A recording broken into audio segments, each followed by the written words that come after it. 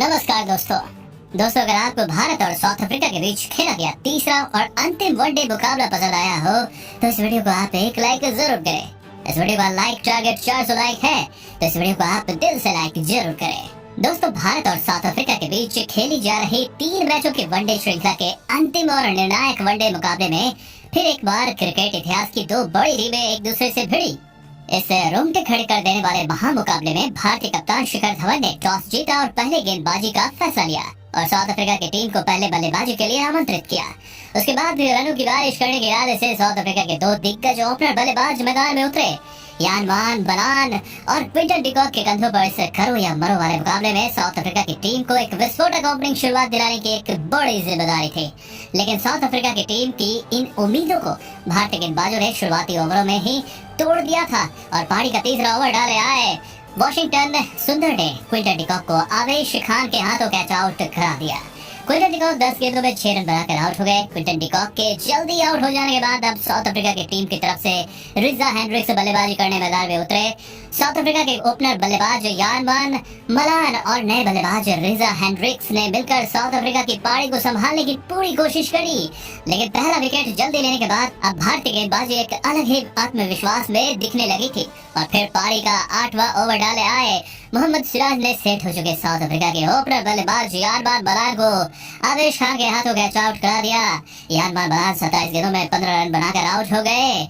South Africa की बल्लेबाजी भारतीय गेंदबाजी के सामने शुरुआती ओवरों में ही लड़खड़ाने लगी थी। अब विकेट गिरने के बाद साउथ अफ्रीका के बेहतरीन फॉर्म में चल रहे एडम मार्गम बल्लेबाजी करने मैदान में उतरे, लेकिन उनके साथी खिलाड़ी रिजा हेंड्रिक्स को पारी के 10वें ओवर की 6ठी गेंद पर मोहम्मद सिराज ने रवि बिश्नोई के हाथों कैच आउट करा दिया।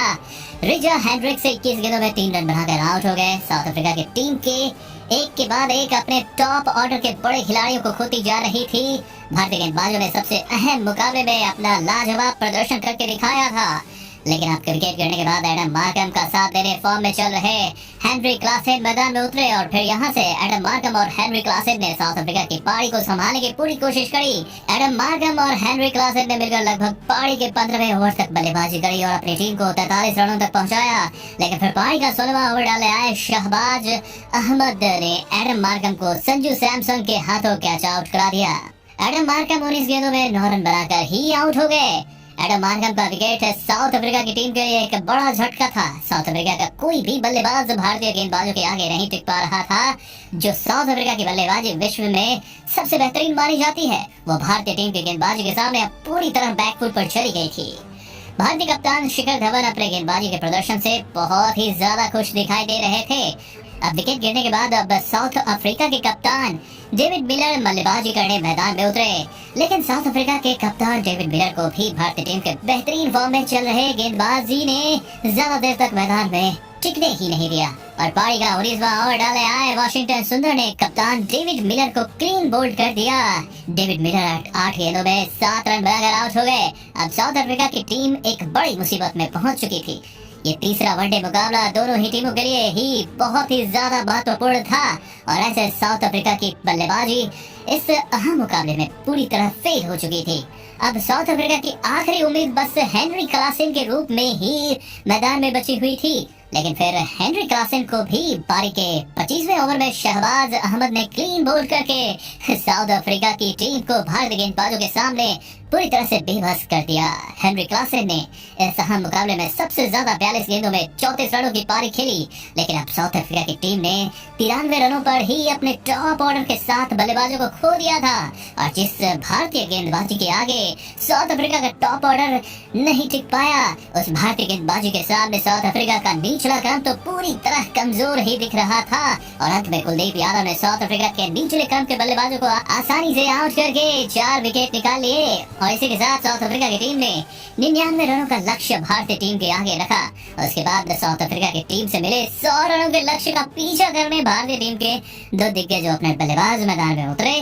भारतीय कप्तान शिखर धवन और उनका साथ दे रहे शुभमन गिल के कंधों पर इस महामुकाबले में भारतीय टीम को एक विस्फोटक ओपनिंग शुरुआत दिलाने की एक बड़ी जिम्मेदारी थी और भारतीय टीम के इन दो शेरों ने मैदान में आते ही साउथ अफ्रीका के गेंदबाजों के ऊपर बड़े शॉट खेलना शुरू कर दिया।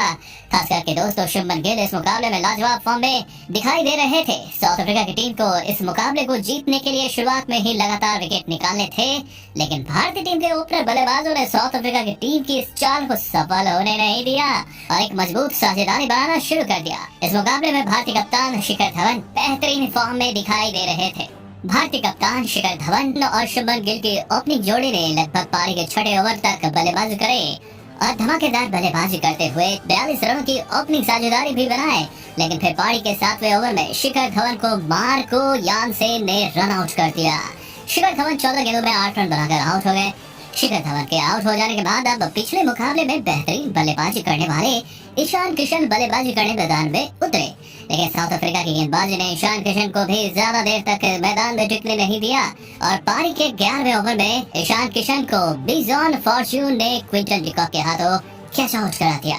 ईशान किशन 18 गेंदों में 10 रन बनाकर आउट हो गए। आसान से लक्ष्य का पीछा करते हुए भी भारतीय टीम ने अब अपने टॉप ऑर्डर के 2 बड़े खिलाड़ियों को खो दिया था, लेकिन अब पिछले मुकाबले में शतक लगाने वाले श्रेयस अय्यर सेट हो चुके शुभमन गिल का साथ देने मैदान में उतरे और फिर यहाँ से शुभमन गिल और श्रेयस अय्यर ने एक साझेदारी बनाना शुरू कर दिया। इस मुकाबले में बल्लेबाजी करने आए नए बल्लेबाज श्रेयस अय्यर आते ही साउथ अफ्रीका के गेंदबाजों पर बड़े शॉट खेलते दिखे। श्रेयस अय्यर की इस विस्फोटक बल्लेबाजी की वजह से भारतीय टीम अब इस लक्ष्य के तेजी से नजदीक पहुंचने लगी थी, लेकिन अंत में लाजवाब बल्लेबाजी कर रहे शुभमन गिल बस 1 रन से अपने अर्धशतक से चूक गए और पारी के 19वें ओवर में शुभमन गिल को लुंगी एंगडी ने LBW आउट करा दिया। शुभमन गिल 57 गेंदों में 49 रन बनाकर आउट हो गए, लेकिन शुभमन गिल की इस लाजवाब पारी ने भारतीय टीम की जीत इस मुकाबले में तय ही कर दी थी और फिर अंत में भारतीय टीम ने 7 विकेट से जीत हासिल कर ली। इस 3 मैचों के वनडे श्रृंखला को भी लगातार 2 मुकाबले जीत कर अपने नाम कर लिया। दोस्तों इस जीत के साथ ही भारतीय टीम ने T20 के साथ साथ वनडे में भी अपना दबदबा बनाए हुए रखा है।